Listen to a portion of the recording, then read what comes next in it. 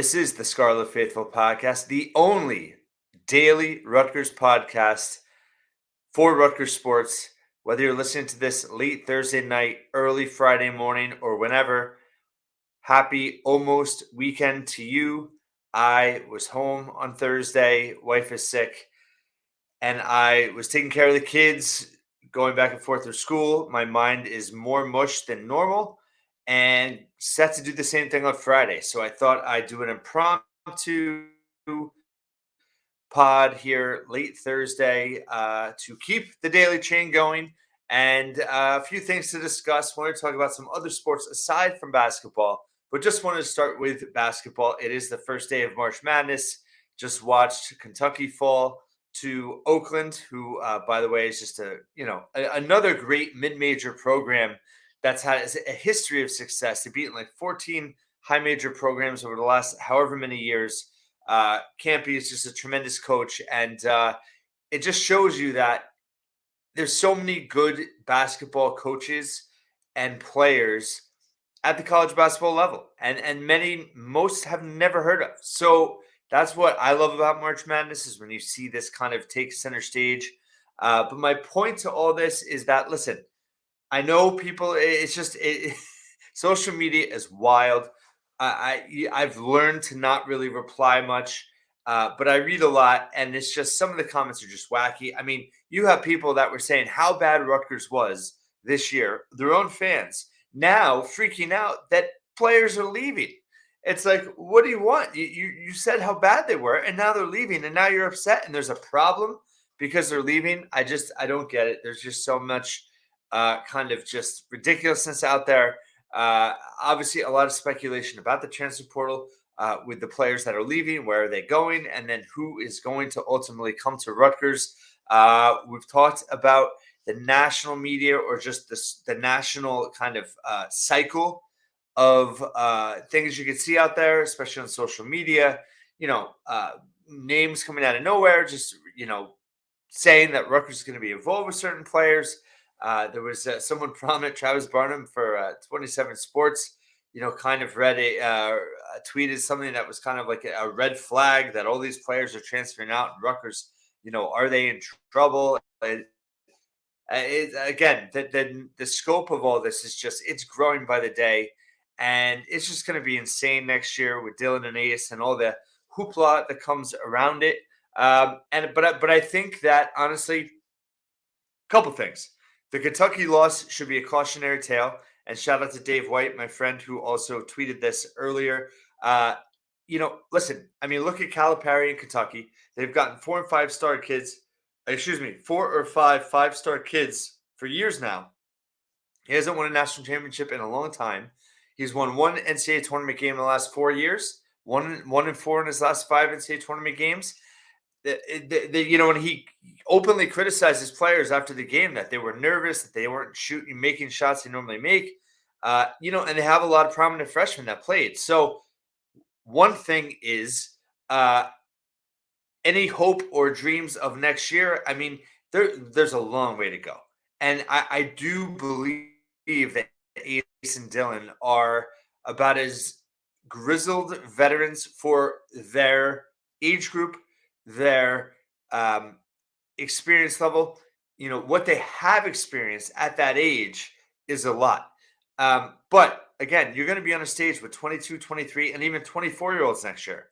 So there's just so many hurdles that have to be successfully jumped to have certain levels of success next year. And nothing is a given. And that is why roster construction is so vital. And again, it's not just about getting big names or from big schools. It's about the right fit for this team, a blend of experience, of skill set, of talent, of just gritty guys that are hoopers, that want to be in the gym, and that are going to give everything they have to make the most of this, because that's what's going to take for this. People say, oh, well, if they don't make a Sweet 16, please, like whatever, any level of success they can have in the NCAA tournament next year would be amazing. So it's just such a, difficult tournament and environment, and anything can happen on any night. And I do think, like I said, I think Dylan and Ace are going to be coming in with a certain level of seasoning for their age, but they're going to need the proper experience around them, obviously from a coaching perspective, but also the players with them to really make this thing work. And that's so crucial. So, again, don't begrudge the players that are leaving. Wish them well. Thank them for what they did at Rutgers. But this is an opportunity. It's not, you know, at the same time, don't downplay the accomplishments of those that left. Most notably Cliff and Mag tweeted back at somebody, saying how he doesn't understand why Mag wasn't he suspended and he should have been thrown off the team. I mean, guys, Mag was welcome back. Rutgers wanted him to stay. So rumors are rumors, right? And I've said from day one, it's never black and white. It's more gray than anything. It's complicated. But just stop the rumors and the speculation that just thrives in social media. It's crazy. And by the way, don't email me a message. Oh, you got to stop reading the negative stuff or stop giving negative. No.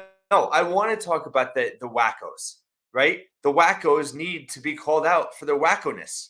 That's important. I think, it's not. And listen, I'm talking on a podcast, all right? I'm a very well-adjusted person. I get the snot beat out of me by my kids every day, and I love it. So just don't worry about me. But my point is, as Rutgers basketball fans, we are in a critical stage right now, but we are in a very unique and also awesome opportunity here. So can we just enjoy it and not have this nervous Nelly negativity all off season? Let's just let the staff work and see what happens. Okay. They're not any less attuned than any of us. In fact, they're more in tune with what they need and what's going to take to work and who can help them do that.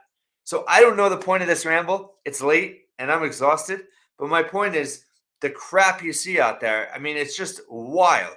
And some of the names that people are thinking, I mean, listen, my favorite right now is those that hate NIL and don't acknowledge that NIL is a major factor in recruiting. Why is recruiting struggling?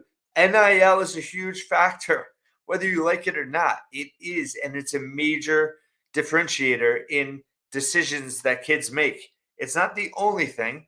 Obviously, depends on the kid, right? But it is a huge driver.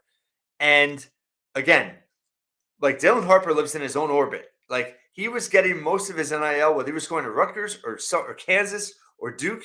Like those individual schools could have paid more than Rutgers, no doubt. But like a lot of the stuff he's getting are because he's just larger in life in the basketball community. In terms of that just whole world, the recruiting world, and now he's coming up through college. But the Fanatics deal, like he would have gotten the Fanatics deal anywhere. Don't give me that New York City location is why he got Fanatics because of Rutgers. He would have gotten Fanatics if he went anywhere. So he's his own thing, right? And then Ace, to some extent, has become that as well. Nominated for National Gatorade Player of the Year this year. One of three players. Cooper Flagg, one of them. Dylan won New Jersey. Ace won Georgia, but Ace up for National Gatorade Player of the Year. These guys are larger than life, and they are coming to Rutgers for the relationships, to play for Coach Peichel, right? Everyone's got to remember that. So just with all these, I mean, the stuff that people are writing at me, like, when are we going to elevate Brandon Knight? Like, Brandon Knight's a great recruiter. He's a very good coach. He was a very good player. He is a great top assistant under Steve Peichel. But make no bones that him and Steve Peichel, I mean, they've been hand in hand for 8 years, but Steve Peichel is the leader of this ship. And it's just, I'll stop. But all I'm saying to you is be patient, remember to breathe, and maybe get off social media every now and then, or the message boards or whatever. But there's going to be a lot of BS out there. And some of it might have some breadcrumbs of truth to it, and some of it might just be completely made up. And again, remember, who's saying it? Why are they saying it? What recruit out there? I mean, like the idea that, Rutgers is going to be on all these top, former 5 stars and all this stuff. listen, there might some of that may happen, but it's not all going to happen. And Rutgers needs to find guys that fit roles, and the staff knows this. So remember that. Now, talking about wrestling, first night of nationals. Just wanted to give a quick recap of what happened tonight in let's see, Kansas City. It was Rutgers. So they have 7 wrestlers left in the field. Dylan Sharver won both his matches. The number 4 seed, Big Ten champ. He is going to be in the quarterfinals in a rematch of the Big Ten finals against a kid from Michigan. So listen, if he can win again, he's going to be in the semifinals. So he's in line where we all hoped he would be. And then in terms of everyone else, they had 5 guys in the quarters tonight. Everyone else lost. It includes Yar, the heavyweight. It includes Poznansky. It includes Mitch Moore, Jackson Turley. With Dean Peterson lost his first match, won his second. Michael Chetta, to his credit, has gone 2-1 tonight. So the one person that's out is was a huge injury scare. Brian Soldano at 184 got injured, is in the hospital. Sounds like he's okay. Haven't gotten specific details, but it was a head or neck injury. It was very scary there for a little while, but he supposedly can move all extremities, and they haven't released all the details, but it sounds like he's in a much better, more stable position than he was. So we wish him a speedy recovery. He's out for nationals, but Rutgers, certainly has a chance to get multiple All-Americans. I mean, it'd be a disappointment if they did not. And I think 3 or 4 is possible. They're going to have a huge day tomorrow in wrestlebacks, and then obviously Shaver, a real chance to make a run for the title here. So that's exciting. Stay tuned to that all day Friday. And I'm going to have Eric Vesper. We were trying to do a preview before this started. We ran out of time, but we'll do a full recap once Nationals is over. Talking about baseball, huge series up ahead for Rutgers on Friday, Saturday, Sunday at Baton Field playing UConn. A team, that's been the kind of perennial Big East champs for a while now. Were ranked pretty high a couple of years ago, have advanced in the NCAA tournament. They've gotten the best of Rutgers the last couple of years. This is a huge series for Rutgers this weekend at Baton. If they can, win the series, it certainly is a huge statement non-conference wise before Big Ten gets going. They've been okay, but they're 13, 14-6 now. They lost a 1-run game at North Carolina, who's ranked like 13th. They really needed one of those. They could not get it. So this is a huge opportunity for them this weekend. And then with football, it was officially announced. We knew it was coming, but spring camp begins officially on Tuesday, March 26th, just a few days from now. Pro Day is going to be on March 28th, but they're going to practice 3 days a week for 5 straight weeks, with the culmination of spring practice on Saturday, April 27th. A ton of questions with Rutgers football. Excited to get talking more about Rutgers football. I'll have David Anderson back before spring camp starts to do a preview. We did a QB episode a week ago. It's been well received, so check that out if you missed it. And a lot more football coming up in the spring. A lot more portal talk and scuttlebutt for Rutgers basketball. The spring sports getting going. Also, men's lacrosse 6-2 host Johns Hopkins this weekend, Sunday, 4:30 at SHI Stadium. It's going to be in the Big Ten Network. Huge game for them. Johns Hopkins is ranked like 11th. Rutgers is 18th, but it's the Big Ten opener. If you can win that game, then you have Ohio State and Michigan. They have a chance to go 3-0 in Big Ten play to start. That would be huge. Ross Scott has been tremendous. Shane Knobloch's been tremendous for this team, but they need more of it, and they got to win some conference games here to have a real run, a real chance for the NCAA tournament. But stay tuned with all Rutgers coverage here at the Scarlet Faithful podcast, the only daily Rutgers podcast there is. And this is a shirt from Night and Day Apparel. Go to Night and Day Apparel and enter in Scarlet Faithful as a code. You get 10% off all of their merchandise. Good people over there.